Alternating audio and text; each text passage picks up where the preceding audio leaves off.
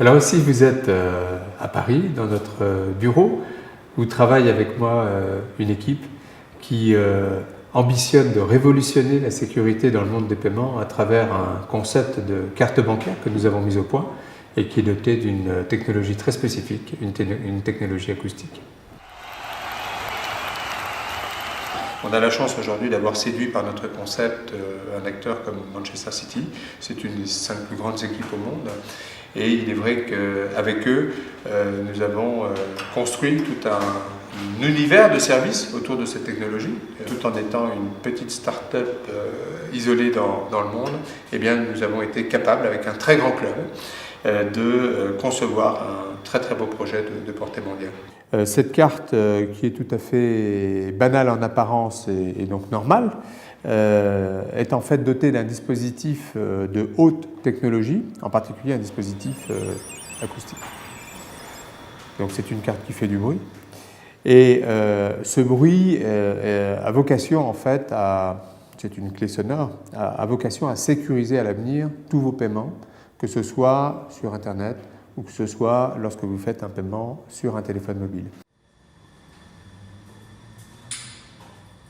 D'où je viens, je le sais aujourd'hui, mais je ne le savais pas, en ce sens que je suis né un jour de 1965 à Paris, né abandonné, et ensuite élevé par une famille adoptive en Bourgogne. J'ai connu mes origines beaucoup plus tard, à l'âge de 34 ans. Je les ai connues à travers une initiative un peu curieuse, puisque j'écris des livres et qu'une lectrice, qui se trouvait être ma sœur dont j'ignorais l'existence, en fait, à Genève, s'est jetée sur ce livre, voyant le nom sur la couverture, en disant « Mais mon Dieu, je suis sûr que c'est mon frère, je le cherche depuis ». Je me retrouve donc élevé pendant 3 ans par des sœurs à l'Institut Saint-Vincent-de-Paul, pour ensuite être, à l'âge de 3 ans, placé auprès d'une famille d'accueil qui m'a élevé jusqu'à encore aujourd'hui, que je considère comme étant ma famille, et dans laquelle j'ai grandi, une famille ouvrière, simple, où j'ai tout appris, la modestie et surtout l'ambition, mais l'ambition mesurée pour que dans la vie, eh bien, je puisse m'en sortir. On a des discussions avec Microsoft, comme tu sais, etc.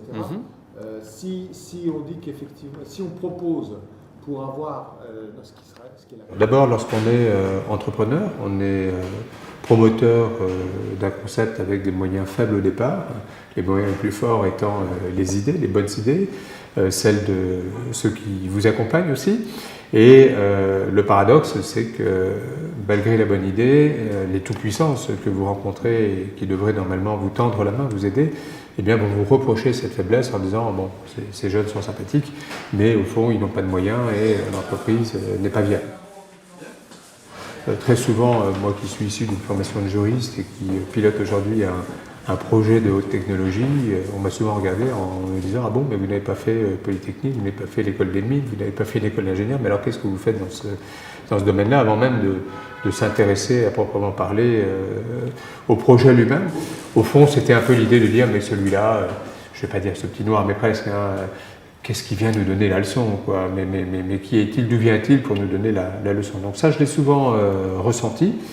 Et je me souviens d'une réunion dans une grande banque, on ne la nommera pas, mais où la personne, clairement, à travers les arguments qu'elle exposait, nous faisait comprendre que bon, tout ça c'est bien, mais c'est peut-être plutôt pour les pays en développement, c'est pas vraiment pour nous, pays développés.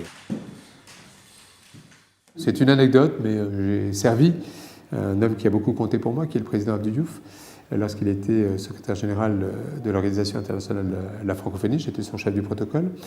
Et j'avais organisé pour lui un dîner en ville. Et la règle veut qu'avant qu'il ne vienne, vous alliez vous assurer quand même que tout est bien organisé, tout a bien été prévu. Et là, je me tenais donc devant le restaurant à attendre l'arrivée du président Abdou Diouf. Et un monsieur se présente et me tend ses clés. Et je le regarde et je me dis, au fond, puisqu'il me tend ses clés, ben, je vais les prendre.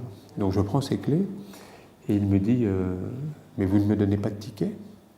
Je dis, monsieur, vous me donnez vos clés, c'est très gentil, je les prends, mais en dehors de ça, je ne peux rien faire d'autre pour vous. Ah bon, mais vous n'êtes pas le voiturier? Mais monsieur, je suis comme vous, je vais dîner et voilà, je vais passer un bon moment. Merci pour le cadeau que vous m'avez fait. Alors je le disais évidemment avec humour. Et à ce moment-là, j'ai ressenti énormément de jeunes de son côté, il s'est excusé, mais c'était une façon de dire qu'à ses yeux, je ne pouvais pas être autre chose qu'un voiturier.